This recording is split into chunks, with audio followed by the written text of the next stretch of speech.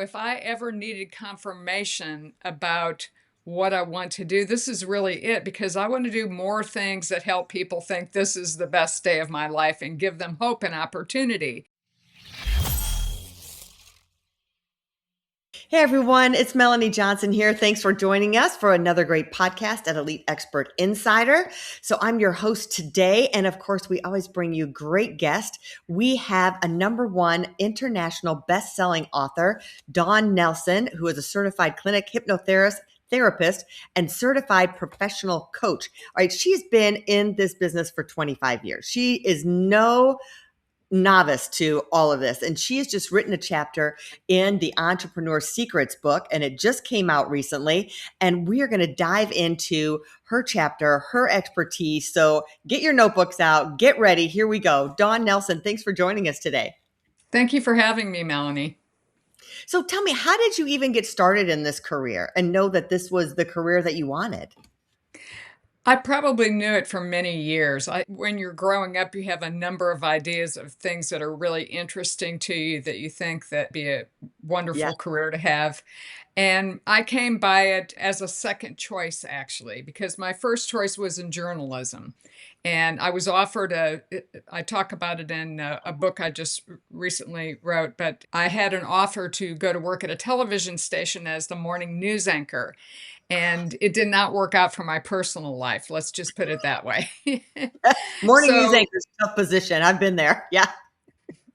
So I decided to go with what I really loved to do, which was to help people. So I was going back and forth and deciding about whether or not I should go back to school to become a psychotherapist. And I had Hmm. this event in my life, which was kind of what I would call a cementing event.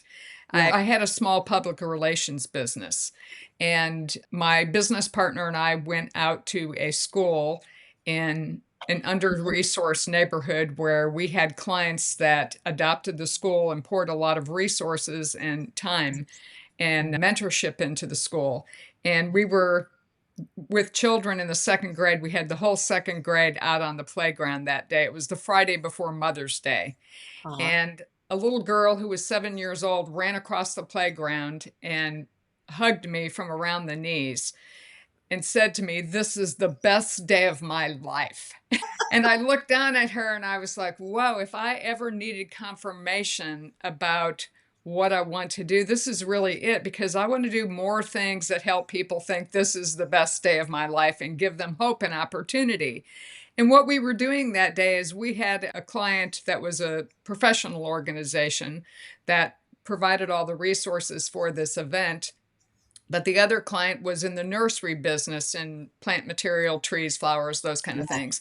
And she would dress up as Mother Nature and go out and do these educational talks to kids and show them how to pot a plant. So they were all taking a potted plant home to mom for Mother's Day.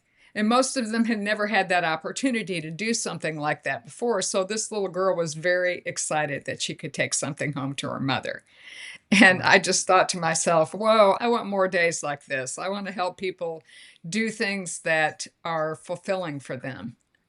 How rewarding is that? I mean, that doesn't happen many times in your life that because of an action that you did, someone says, "This is the best day of my life." Yeah. And you're like, wow. Yeah, you're right. That can really just want to say, like, I want more of that. That is a feel good Yes. thing all the way around. Feels good for them, but then it definitely feels good for you. And then, you talk about having imagination versus knowledge, like dreaming what you want your future to be. And talk about that a little bit about being the architect of your reality. I think a lot of times people think if I don't have this and this, and a lot of it, one of these thises is a whole bunch of knowledge that they can't begin the process. But that's not true.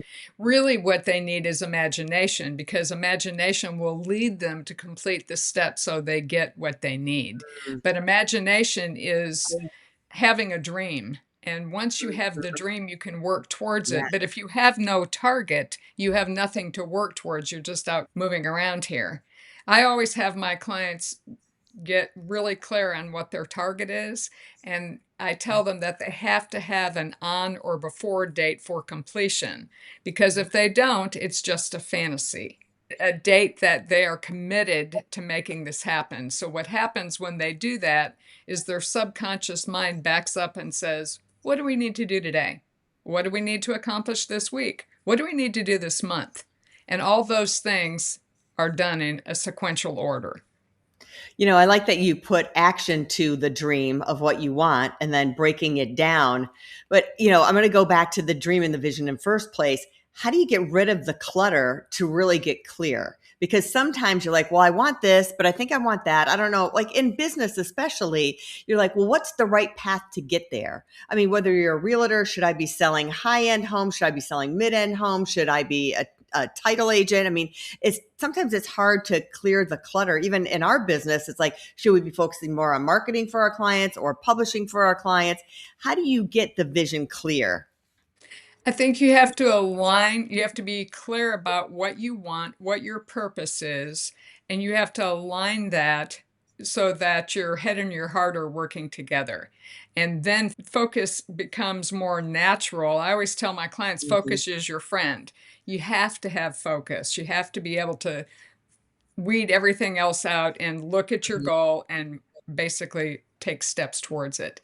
But you just have to let a lot of distractions go. And because there are a lot of interesting things to do, and you might want to do 10 of them, you have to put them in some sort of a sequential order. And I always say to Mhm. my clients, is that a back burner item when they express, I still want to do it, but I'm not really sure when? It's like, it doesn't sound like it's a priority. Is that a priority? And they'll Yeah. almost always say no. If it's a priority, I'm going to hear it because they're going to say things and have excitement about it. So I know it's a priority. But if it's still something that's not there yet, it tells me they have something else out in the forefront. Yeah, and I think that is really a good key. I don't think about this much, but you really hit the nail on the head. Is like you're paying attention to their tone of voice and their body language. Like when they talk about one thing, they may say, well, this is probably my vision. And then you ask them about something else, and all of a sudden they sit up straighter. They have more enthusiasm in Right. their voice. It's duh. Can't you tell that yourself? And sometimes we can't tell that ourselves, can we? We need someone else That's to tell true. us. Yeah. That's true. Go ahead. When people tell you, I remember this years ago, people would tell me, you speak very respectfully about psychotherapy and you obviously enjoy it and you've had a good career in it. But when you speak about coaching, your whole face lights up. And it's, yeah, it does. Because I really enjoy that and I see that a lot of people can use it and it would benefit them, and maybe they haven't even considered it yet. That would be someone like me until I met my first coach. And once I started using a coach every time I did something important or made a big transition, I always used a coach. There's no reason to do this by myself. Yeah, that's a good point. We sometimes as entrepreneurs, we feel like it's lonely and it's good to have that person that you check in with and hold your feet to the fire. And it also helps with your mindset. So describe Yes. because it's not always easy. It wasn't easy for you like to make this transition and even when we're in doing something we love to do, there's days that we feel like is this really working? Or maybe we're just tired that day and feel like we need a vacation. How do you keep your mindset in the right place? I would say I don't have an issue with that. I know that people I work with do sometimes, but even in Mhm. the field of psychotherapy, I'd love to get up and go to work every day. Yeah. It was that meaningful to me. I knew I was going to transition into coaching at one time. I had actually planned Mhm. to do it in 2014, and life had other plans for me. Then I Yeah. planned to do it in 2020, and we all know what happened in 2020. So Yes. that was not the time to make that transition. So a couple of years later, I worked with a coach for about 6 months, and we planned the transition. And we closed one business one day and started the next business the next day. And see, it doesn't matter how old you are, you can always transition into something else.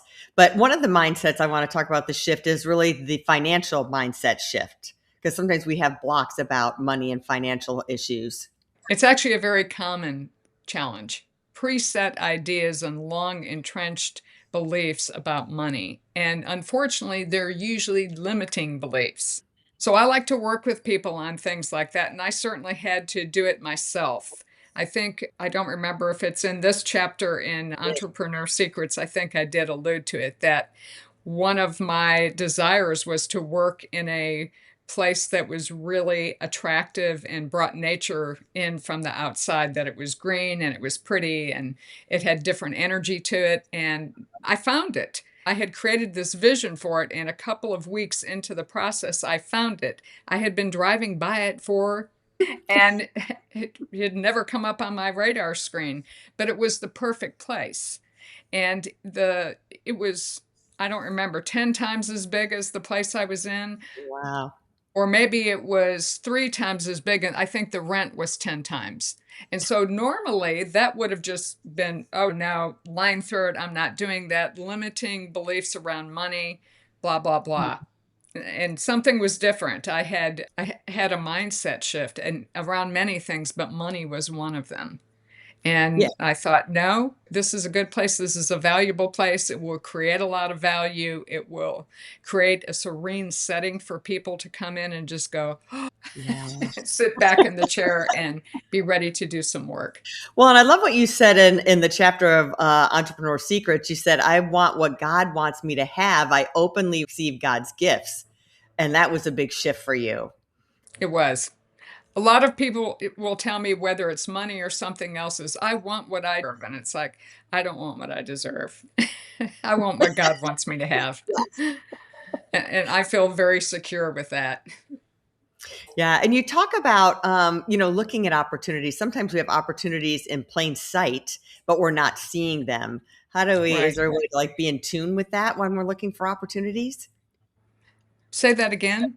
You talk about having looking for opportunities. So sometimes they're in plain sight and sometimes we don't see them. I would say sometimes God's whispering to you or shows you something and you ignore it.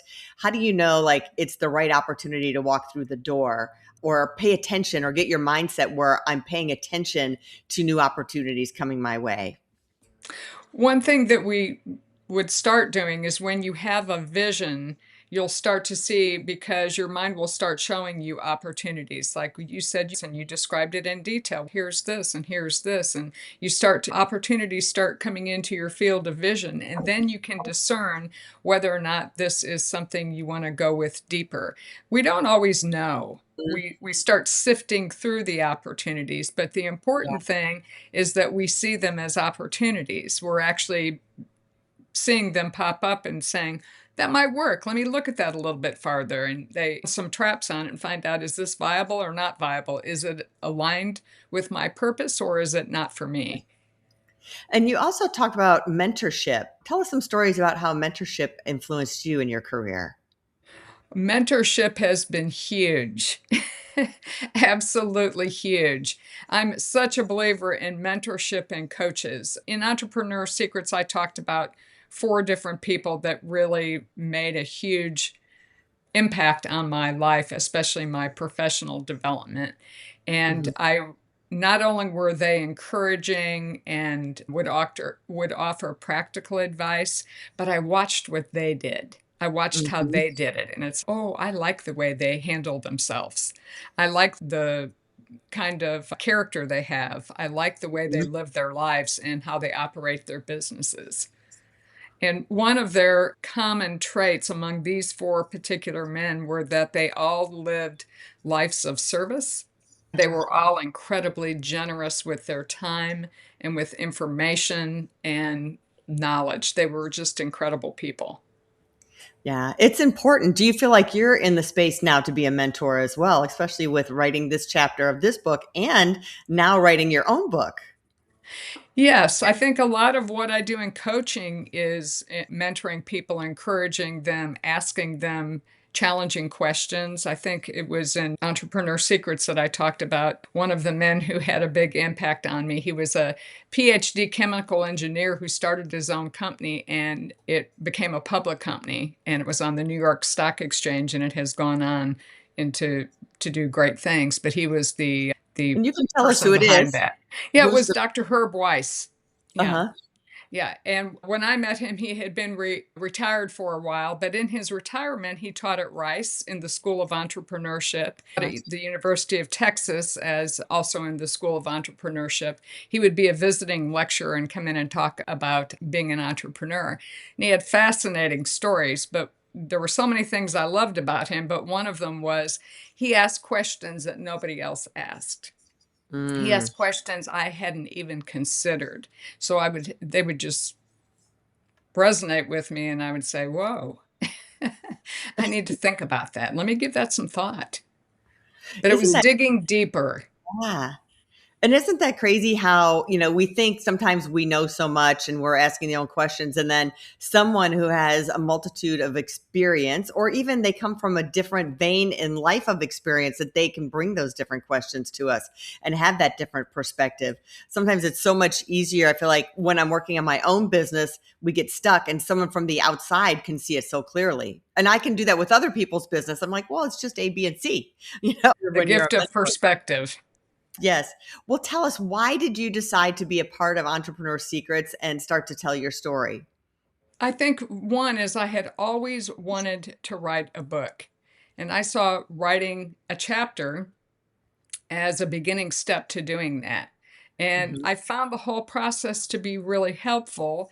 And a couple months, we all turned in our chapters. I had some other things going on in life, and I decided to go ahead and write a book then Mhm. because I had learned so much through the process. And I decided to do it because I thought this is an opportunity. And I'm not always one who acts on the opportunity because I tend to have a lot of different things going on at the same time. I wouldn't say a lot, but let's say three or four major things Right. going on at the same time. And I know that they all require focus.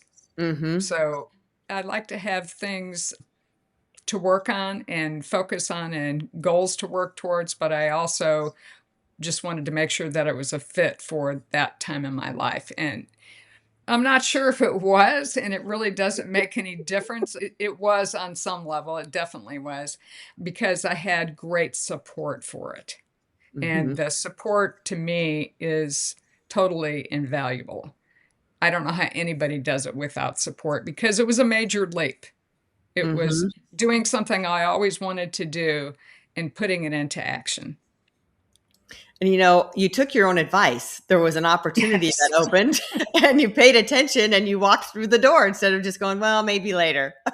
Congratulations on that part. And Yes, thank the opportunity presented itself, so that was a mhm. hard one to pass up. And then the other thing, did you find, I find with a lot of authors and myself, even when we write our books, it's really kind of cathartic. It makes you reflect on your life and reflect on your philosophies. Did you find that at all when you were going through the writing process? Very much.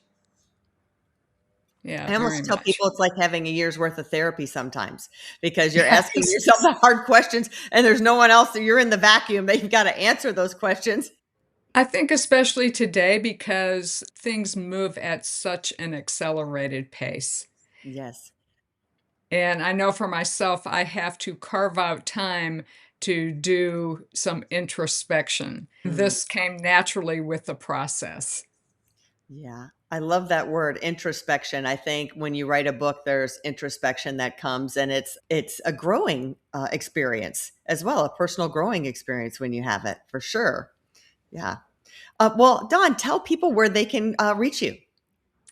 They can reach me on my website, mycoachdawnnelson.com is probably the best place. And in the next couple of months, they can reach me on Amazon by looking for my book that is Yes. called The Pivot Process. Stop settling and start becoming. I love it. The pivot process. So look at that. It'll be everywhere books are sold. And you can pick up Entrepreneur Secrets for a little taste of her chapter that's in there. And reach out to Dawn. We'll have those links in the show notes as well. So thanks for joining us today. And if you're looking to become an international best-selling author, reach out to us at eliteonlinepublishing.com. We're here for you to self-publish your books. And we'll see you next time. Everybody have a super duper great day. Hey, are you looking to increase your revenue, build credibility, and elevate your brand? This podcast is brought to you by Elite Online Publishing, an innovative publishing and full spectrum marketing company. They will publish and market your book to make it a #1 bestseller.